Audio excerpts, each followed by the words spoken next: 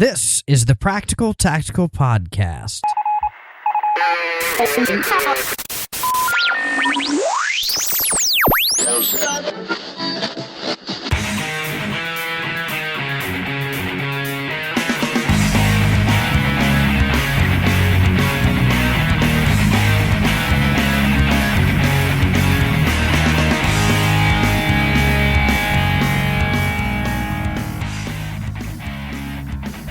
Welcome back to the Practical Tactical Podcast. The podcast is dedicated to practical application of tactical principles for the everyday common person. All right, folks, you asked for it. Part 2 of the LCP torture test. And, oh, by the way, if you are listening to the audio, we invite you to run over to YouTube or our website and watch the video version.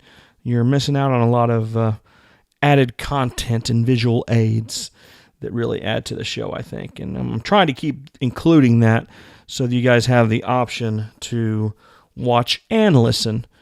All right, to catch you guys up there, we started off with an LCP 380, a little pocket pistol that's rather popular around just about everywhere, it seems like, and it's proved to be pretty rugged. I put it through the paces, and wet, sandy topsoil really did it in. So we ended up taking it apart, breaking a few pins, and doing a little bit of an upgrade. So this is what we got right now. Basically, I ordered replacement pins, put those in there, the frame pins. They're very easy to break, by the way. You got to be careful. You want to put them up on something and drive them out with a punch. You don't want to pull them out. I also purchased the Sweet Pea, I guess they call it, trigger. Might be Sweet Pea number 2. It's an all-aluminum trigger. It's supposedly adjustable for over travel or yada yada, whatever. I don't have mine adjusted to do anything. The set screw is sitting in the middle. It doesn't expose either way, so it's not stopping it or starting it. It's basically not adjusted. You got to be careful with a lot of those adjustable triggers. You'll make the gun more unreliable than anything else. And for this gun, it really doesn't matter. It's not a bench rest target shooting gun, so I just have it out of the way so it doesn't mess with the reliability. I also, and I knew better, purchased a new mainspring. Now, as you can see here, it turned out to be unreliable. It was nice having a little bit lighter trigger pull, but it wasn't worth it because I was having reliability issues. So, took that back out, put the OEM spring, original spring, back in it, and no issue since. Still, the aluminum trigger, I really do think is an improvement. It's a little broader across the face. It's got a little more kind of a weight to it. It doesn't give or flex like the plastic trigger. It's not heavy. It doesn't feel heavy, but it also doesn't feel light. It's hard to explain. I do think it's a good upgrade. It also kind of reduces the kind of slappiness to the trigger. It does have some people complain of trigger slap or it pinching you or whatever. I do think it improves that. I don't get near as much feedback back through the trigger with some of the heavier 380 rounds that I used to with the plastic trigger. I think the geometry of the trigger feels different. It's not visually all that different, but it feels like it's easier to pull the trigger weight than with the plastic trigger. So that was definitely a good upgrade. No complaints there, and it has not affected reliability at all, especially with all those set screws out of the way. So they're not either, they're not preventing the word lost me. They're not inhibiting the travel of the trigger either way. So I have them out of the way, and it's a non-issue. But it is still better than the stock plastic trigger. So I guess the conclusion is, what did we learn? Well, I don't want to do this to my gun ever again. It was kind of a pain to take apart. Although I learned some things about it. I learned a lot about it, actually.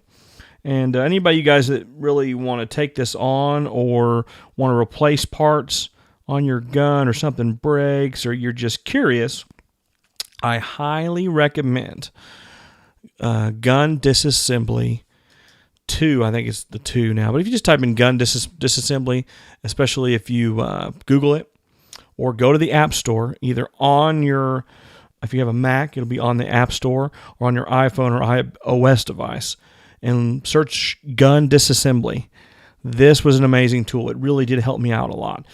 I feel pretty confident I could have put it back together without it, but after the gun's set for a week, waiting for those takedown pins to come in the mail, and then go back to it and try to put it together, it was a nice assistant to kind of give me some help on how the thing's supposed to go back together. Now, it's not a substitute for Gunsmith Training by any means, and there's a lot of nuances that the program doesn't show you, like how the trigger spring, it does just slide in there, but it also has a pin that goes through it has to catch, and then it basically starts at 4 o'clock and then is tensioned 4, 3, 2, 1 all the way over to 9 o'clock, and that holds tension on the trigger. That's not really showed. There's a few little things you have to kind of learn, but they're pretty straightforward.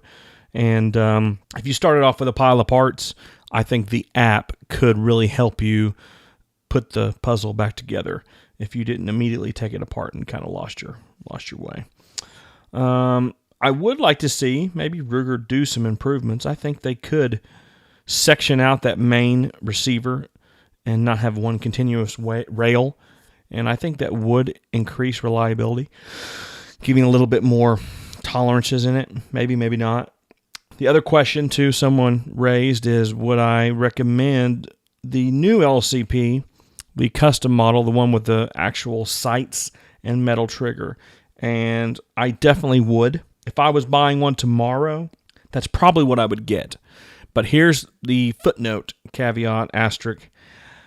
Those are pretty tall sights for this little gun, and I would make sure and check, however you intend to carry the gun, make sure those sights aren't going to get in the way. I know a couple holsters I have will not work with those oversized, taller sights. But, like I said, folks, it really did turn out reasonably well, all things considered. After I got that spring back in there the way it should have been, the way Ruger intended it, I have had zero issues with the gun, and it's back to its little place as a pocket gun in the drawer that if I absolutely need to put it in the pocket or mount it on the ankle or whatever little niche, it is ready to go. I was impressed with the accuracy that I actually got out of it. I haven't sat down and really accuracy tested this gun very much, but you can see here at the target, all this was done no closer than 5 yards, no farther than about 15. All the shots did pretty well, and it was at a pretty good pace too. Much better than I could typically do before I, 1, had a lot of practice with the gun, and 2, upgraded the trigger. It will do if you can do. It really is more accurate than people give it credit for. But it's difficult to wring that out. It really is with that long, heavy trigger. It's harder to be as accurate. But I'm constantly impressed by this little gun. And there's really no excuse not to have a little gun like this. The price is right. The size you can't beat. 6+1. If you need a pocket pistol, this is the one to get. I really do think it is. There's other ones that are pretty close, like Diamondback makes that 9mm where you can actually get up into a 9mm, but it's much harder to shoot and has reliability issues. I haven't found one yet that worked enough for me to trust it. If I'm going to have only one gun, I really need to have confidence it's going to work. So, we invite your feedback, your comments about our little LCP pocket rocket. Encourage Casey. I think he needs to get one. He needs a 380 in his life. But no, really, it's been fun. Glad we can share this stuff with you. A lot of interesting messages. Keep them coming. And we invite your feedback, suggestions on YouTube or the website or wherever. We're putting this thing out everywhere. That's about all we got. The Ruger's back together and running fine. And next up in the works is some single stack shootout. We got the Glock 43 added some extra parts to it to upgrade it, and we're going to have a little bit of a show on basically the shield versus the shield versus the Glock 43, their single stack 9mm, and that will be out pretty soon. I'm about got that wrapped up, and it's been a difficult decision to make which one is the one to leave the house with. All right, folks, thank you for your time. Until next time, be safe.